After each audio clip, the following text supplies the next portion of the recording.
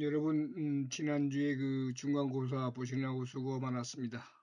중간고사 점수는 보니까 100점 맞은 사람으로부터 48점 맞은 사람까지 분포가 되어 있었습니다.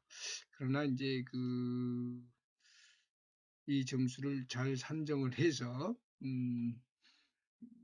그 학교 홈페이지에 답지하도록 하겠습니다. 근본 시간에는 유엔군의 참전과 지연전에 대해서 살펴보도록 하겠습니다. 우선 먼저 이제 그 서부전선 지연전이죠. 서부전선 지연전에서는 주로 이제 미국이 치른 지연전이 되겠는데 바로 중미령 전투가 이제 시작이 되겠습니다. 지연전이라고 하는 것은 적과 결정적인 교전 없이 적에게 최대한 피해를 가해가면서 내가 반격할 수 있는 시간을 얻기 위해서 공간, 어떤 지역을 양보하는 그러한 작전의 형태를 지연전이라고 이렇게 이야기를 합니다. 자, 그 미군의 지원은 1950년 6월 28일 날 메가더는 미 국동군 사령부의 전방 지휘소를 한국에 설치하고 처치 준장을 임명을 하지요. 그래서 처치 준장이 와서 보고 미 지상군이 투입되어야만이 적을 격퇴할 수 있다라고 하는 보고를 메가더한테 하니까 메가더가 그 다음날 바로 수원 비행장에 도착을 합니다.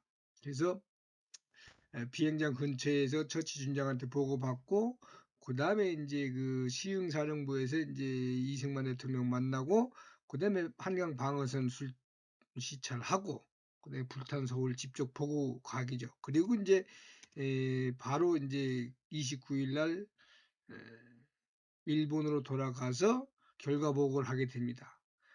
결과 보고서에는 한국은 붕괴되었으며 한국군은 붕괴되었으며 한강 방어선을 고수하고 지키고 실지 잃어버린 지역을 회복하기 위해서는 미 지상군 투입이 불가피하다라고 하는 보고서를 내게 됩니다.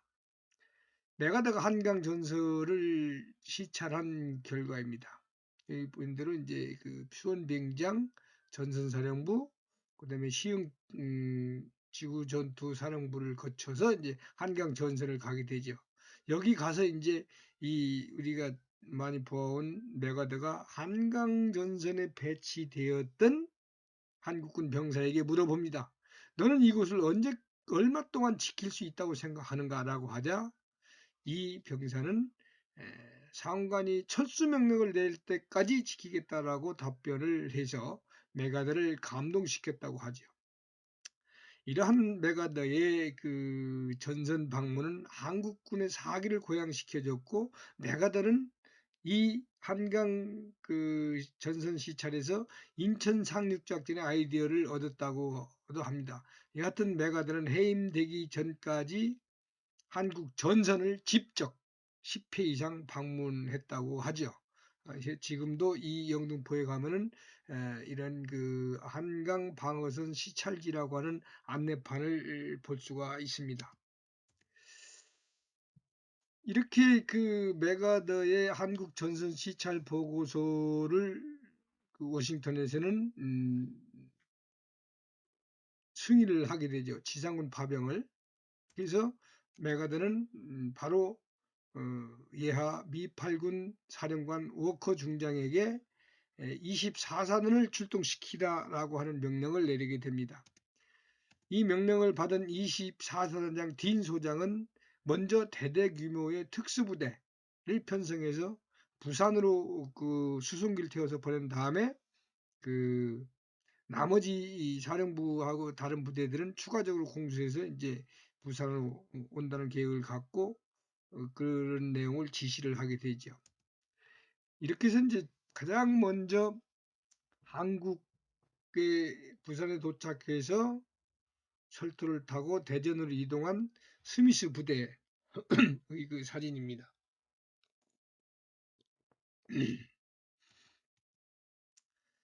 이제 그 스미스 부대가 이제 최초 치른 전투인데 왜 중미령에서 전투를 치렀느냐? 바로 이제 한국 전선사령부에 소장했던 처치 준장이 스미스 중령한테 부산에 도착하면 대전으로 가라.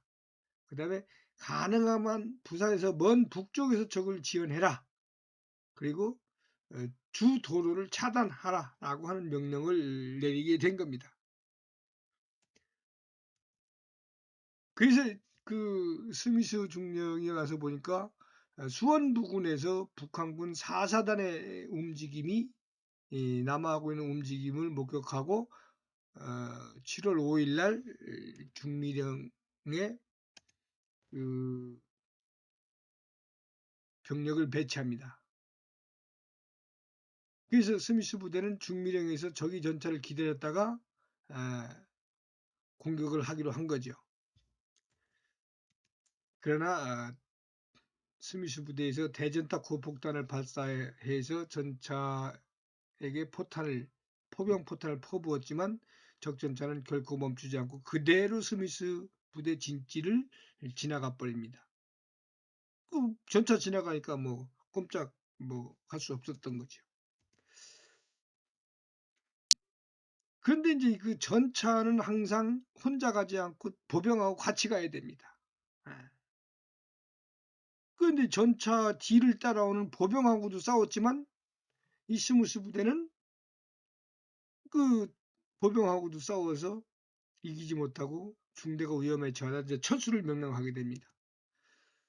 그래서 이제 이 전투를 요도로 살펴보면은 여기서 이제 보신 바와 같이 요 빨간색으로 표시된 것 이렇게 타원형으로 된 것은 전차 표시예요. 요 위에 3개 이렇게 뿔 달린 것은 연대 표시고 요것이 또 이 33대라는 전차 표시 이렇게 돼 있는 것이 그다음에 이제 요렇게 된 것은 이게 동그랗게 누에고치색 같이 생긴 것이 병력 배치된 지형을 얘기하는 겁니다. 그다음에 점 찍혀져 있는 것은 52 포병대대라는 뜻이고요. 요것은 ROK 17연대라고 하는 한국군을 얘기하는 겁니다. 여튼 그 최초의 참전 부대인 스미스 부대는 오산 중미령에서 이제 여기 중미령입니다. 여기는 오산이고요. 방어를 하게 되는데 여기는 어디냐면 지금 현재 북오산 나들목 근처로 여기에 가면은 유엔군 초전기념관이 세워져 있습니다. 여튼 그 전투 경과는 7월 5일 날 08시경 앞에 전차 8대가 나타나니까 이제 바로 포병 고폭탄을 포격을 했어요. 어디서 쐈냐? 이렇게 쏘는 걸 요청해서 쏴 하니까 이렇게 쏘는 거죠. 그런데 전차는 아랑곳하지 않고 그냥 지나갑니다. 왜? 이 전차포는 직사포지만은 이 포병은 곡사포기 때문에 보지 않고 각도를 계산해 쏘는데 잘 맞지가 않아요. 넓은 면에 맞기 때문에 직접 맞지가 않습니다. 그러자 할 수 없이 75mm 무반동 총으로 적전차를 쏘게 됩니다. 무반동 총이라고 하는 것은 바로 반동 없이 포를 쏠 수 있는 총을 무반동 총이라고 해요. 이제 전차 잡는 것이 바로 무반동 총입니다. 75mm가 있고 105mm가 있어요. 이렇게 해서 이제 2대의 전차를 잡았지만 나머지 33대는 그대로 보병진치를 지나간 거죠. 그러니까 지나가니까 빨간 육중 내려왔잖아요. 여기 뒤에 있는 이제 포병 부대다. 야 지나갔다고 또 바로 이제 보고를 해줍니다. 통보를. 그러니까 이 포병 부대가 이제 직접 보고서 이제 포를 쏴서 궤도에 한번 명중을 시킵니다. 근데 전차가 취약한 것이 바로 궤도예요. 궤도가 끊어지면 못 가거든요. 이 궤도에 명중시켜서 전차 한 대를 멈췄지만은 전차가 그대로 밀고 오면서 이 포병 부대는 지리멸리되고 대장도 부상을 당하게 되죠. 이때 이제 스미스 중령은 이 수원 지역까지 쫙 한 10km에 걸친 적 보병과 이 전차 행렬을 봅니다. 차량 행렬까지 포함해서. 그래서 이제 박격포하고 50 기관총, 50이라고 하는 것은 그 포탄의 그 구경을 얘기하는 겁니다. 일반적인 이 소총은 5.56mm인데 그게 한 10배가 되는 기관총. 상당히 두꺼운 거죠. 이렇게 그런 기관총으로 적 고성 트럭을 3시간 동안 공격했지만 별 효과가 없었습니다. 이러다 보니까 이제 소총탄도 다 떨어지게 되고 포병과 연락도 안 되고 중대들은 막 뿔뿔이 흩어지게 됩니다. 그러다 보니까 이제 개별적으로 오산, 천안, 동해안 막 사방으로 흩어지게 되고 이 하천을 따라서 조각배 타고 부산으로 온 병력도 있었다고 하죠.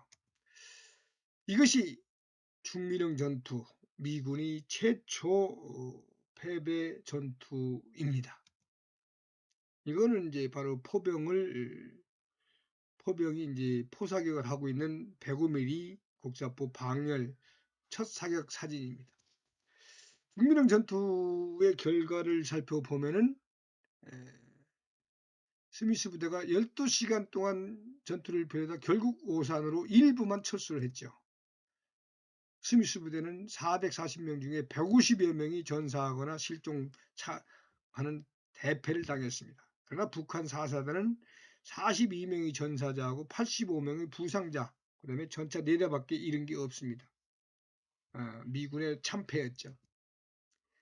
이때 그 중미령 전투 미군과 북한군의 반응을 살펴보죠. 미국은 북한이 이 소련과 중국의 사지를 받고 왔기 때문에 사지를 받고서 미국을 시험을 했던 거라고 생각하면 했지만 실제 중미령 전투를 겪고 난 다음에 북한군에 대한 전력 파악을 이제 제대로 하게 되는 겁니다.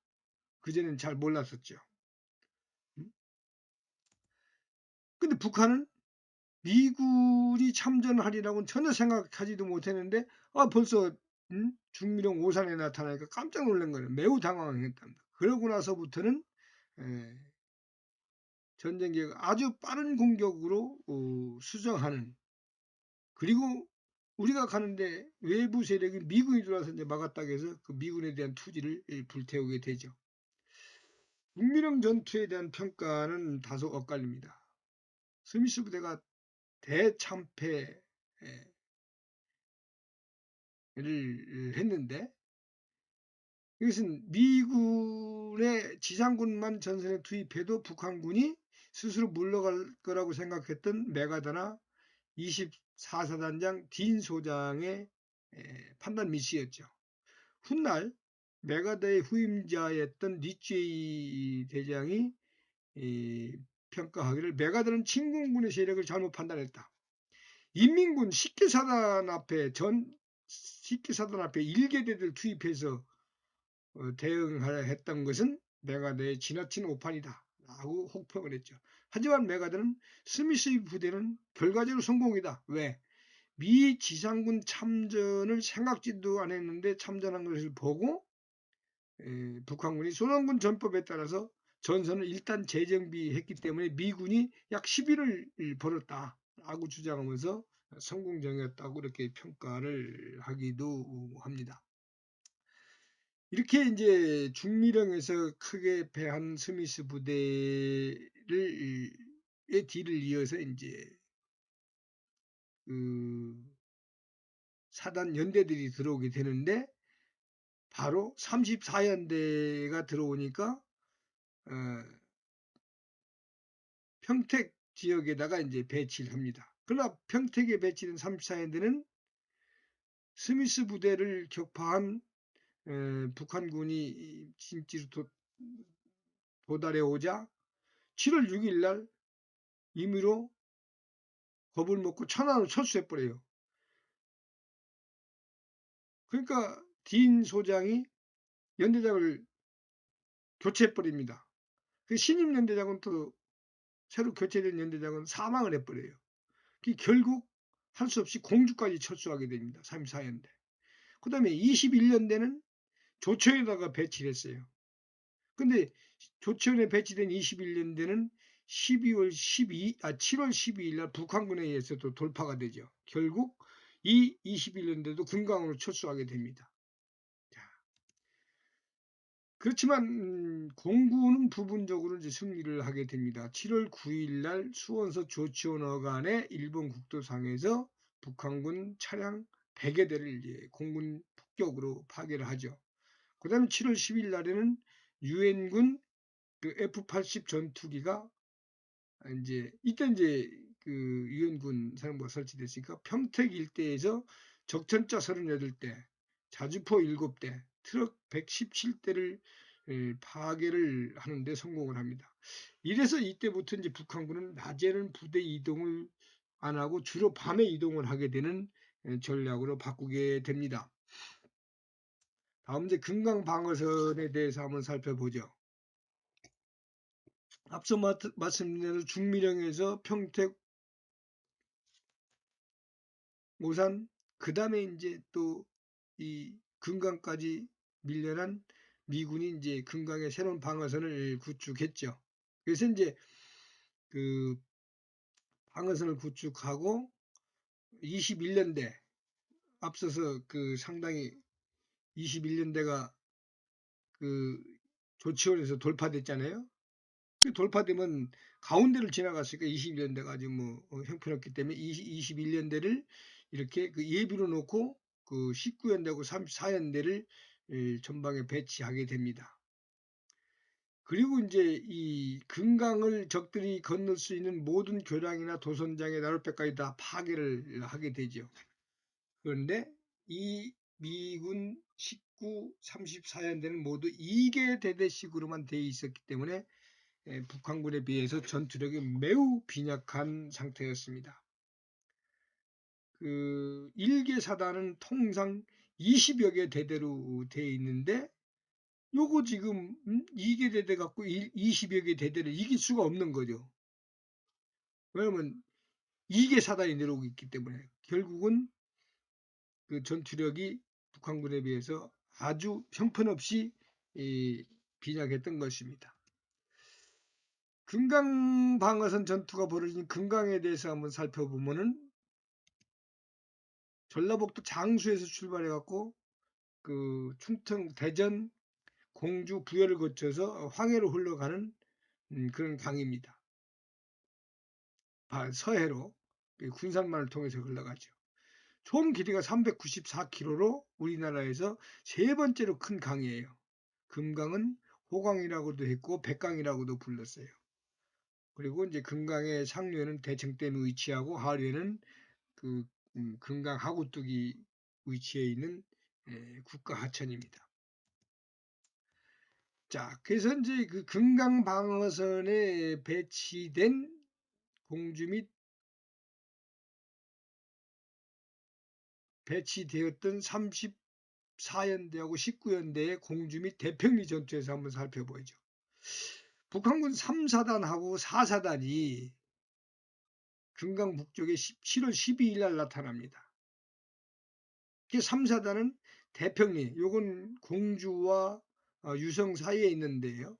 여기에 배치된 19연대를 공격을 하고 북한군 4사단은 공주에 배치된 34연대를 공격해 들어옵니다.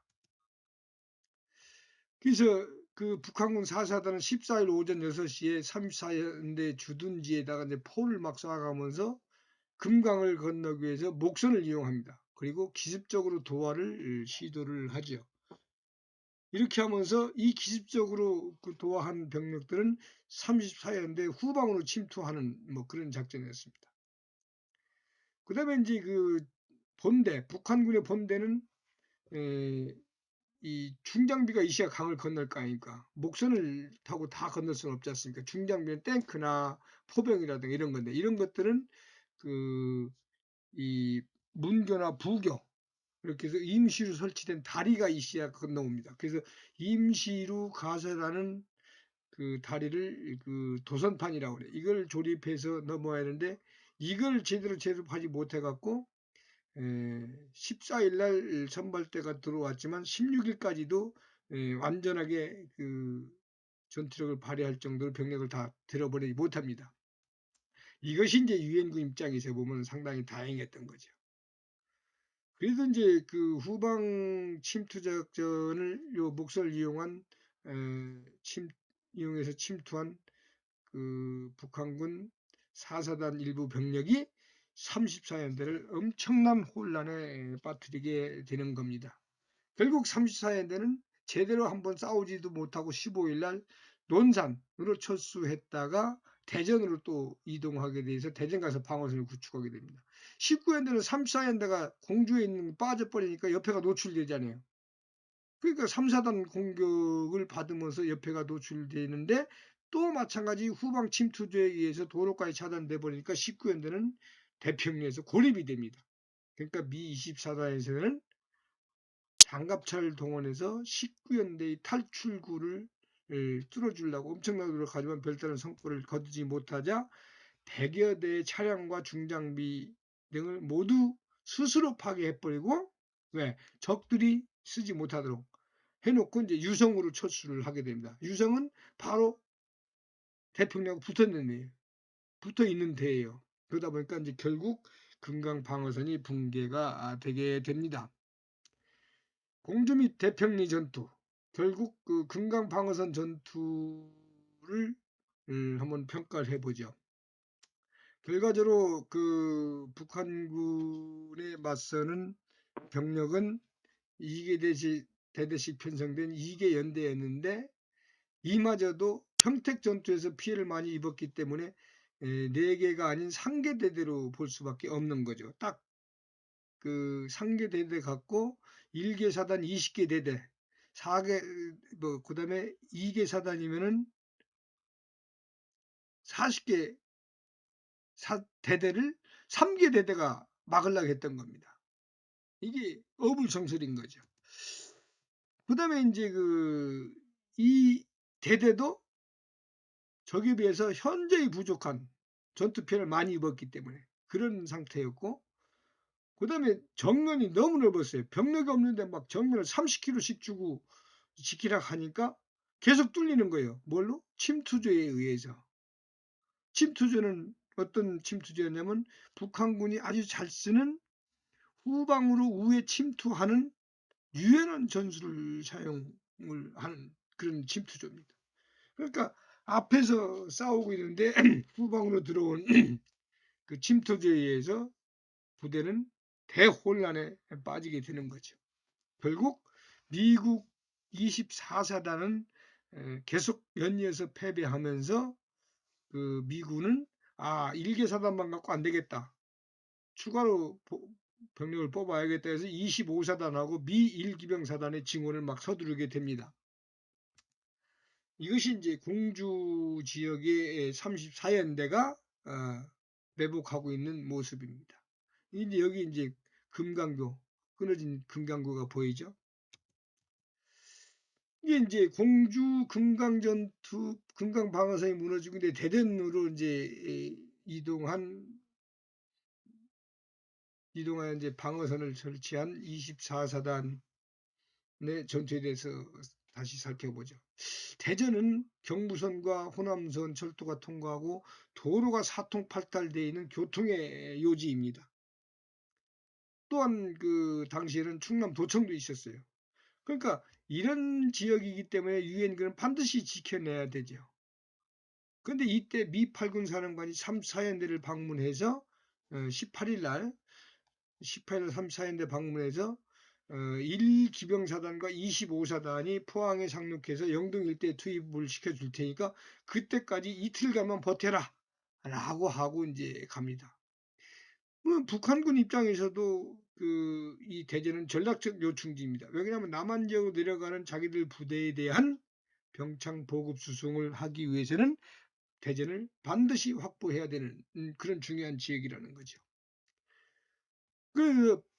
윌리엄 딘 24사단장은 대전으로 후퇴해온 34연대한테 대전을 방어하라고 명령을 내리지만 34연대는 불과 항력 지역이었다고 밖에 볼 수가 없습니다. 그래서 미군 34연대는 방어에 유리한 갑천변을 따라서 대전에 이제 쭉 가운데를 통과하는 그래갖고 이것이 갑천이 계룡으로까지 연결되어 오는 그런 갑천 줄기를 따라서 병력을 배치를 하자 북한군이 7월 19일 날 공격을 해 옵니다. 전투가 시작되죠. 그러니까 34연대에 직접 3.5인치 이게 전차 잡는 3.5인치 로켓반을 끌고 가서 직접 사격을 해서 바추카포를 가지고 적전차를 잡습니다. 이것이 이제 최초의 바추카포 사용을 하게 되는 겁니다. 3.5인치 로켓포는 북한군에 손실을 줬지만 이미 또 침투조가 3, 4연대 후방으로 해서 금산하고 옥천 연결되는 대전선을 전부 점령해 버렸어요. 그러니까 결국 20일이 되자 3, 4연대는 이제 워커 그 준장이 얘기한 그 이틀을 버텼으니까 빠져나가야 되는데 여기 차단됐으니까 어떡합니까? 차량을 모두 파괴하고 중장비도 모두 파괴하고 소부대단에 막 찢어져서 흩어져 갖고 옥천방면으로 철수를 하게 되죠. 이때 피해는 엄청나게 큰 겁니다. 이 철수 도중에 딘 소장이 실종이 됩니다. 결국 나중에 이제 포로로 귀환을 하게 되는데 이때 그 미군이 이틀을 버틸 수 있었던 것은 북한군이 도하를 금강을 서울에서 지체했던 것과 마찬가지로 또 도하는 데 시간을 지체했기 때문에 24사단이 한 1 내지 2일을 버틸 수 있었던 겁니다. 그렇지만 오랜 계속해서 중미령부터 막 깨져왔기 때문에 미 24사단은 거의 와해 직전입니다. 피해가 상당히 컸습니다. 이게 당시 대전 얼마나 처참했으면 아무것도 안 남았으니까. 대전역, 당시의 대전역입니다. 이게 이제 바추카포예요. 3.5인치. 이걸로 이제 전차를 잡기 시작을 하죠. 이게 이제 대전 전투 당시의 윌리엄 딘 소장이고 여기 이제 미8군 사령관이죠. 여기. 근데 이 윌리엄 딘 소장은 이때 당시 이랬는데 이제 포로 생활을 해갖고 이렇게 아주 빼짝 말렸어요.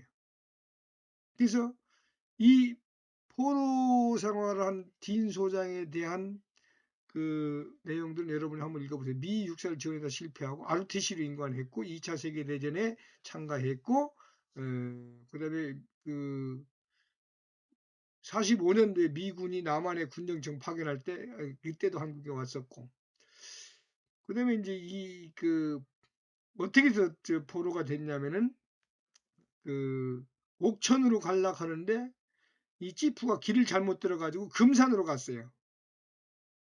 그러니까 이제 그 저기하고 흩어진 거예요. 근데 금산으로 가다가 또 이 터널을 막고 있는 북한군의 총격을 받고 전부 흩어졌어. 그래서 산으로 피신했는데 몇몇 함께 가던 부상병이 이제 물을 찾으니까 물을 떠다 주기 위해서 혼자서 그 계곡을 물 찾아 나섰다가 계곡에 떨어져 갖고 실신을 하게 되고 다행히 박종구의 도움으로 이제 본대가 있는 옥천으로 가기 위해서 또 계속 그 헤매다가 36일 만에 전라북도 진안에서 한두규가 옥천으로 가는 길을 일러준다 해가면서 실제는 인민군한테 3,000원을 받고 고발해갖고 인민군한테 포로가 잡힙니다. 나중에 이제 포로가 잡혔다가 이제 그 휴전 협정이 체결된 뒤에 포로 교환 1순위로다가 판문점을 통해서 귀환을 하게 되죠. 이제 이 긴 수장을 고발했던 한두규는 후에 경찰에 체포되어서 서대문 교도에서 수감을 생활하는데 나중에 이 딘 소장이 자신을 팔아넘긴 자익분자를 용서해 주라고 하는 탄원서를 내게 되고 결국은 이 57년 한두규는 출소하게 됩니다. 이러한 그 딘 소장의 그 성품, 자신을 팔아넘긴 사람을 용서해 주라고 하는 성품에 대해서는 우리가 한번 생각을 해볼 점이 있다고 생각을 합니다. 그래서 요렇게 해서 이제 서부전선에서 미군의 지연전을 살펴봤는데 이 서부전선에서 계속 미군이 밀렸기 때문에 어떻게 됩니까? 동부전선에서 중동부전선에서 그나마 조금 잘 싸웠던 한국군도 할 수 없이 전선을 맞추기 위해서 뒤로 철수를 해야 되는 그런 상황이 벌어지게 됩니다. 그 한국군의 지연전 대해서는 다음 시간에 살펴보도록 하겠습니다.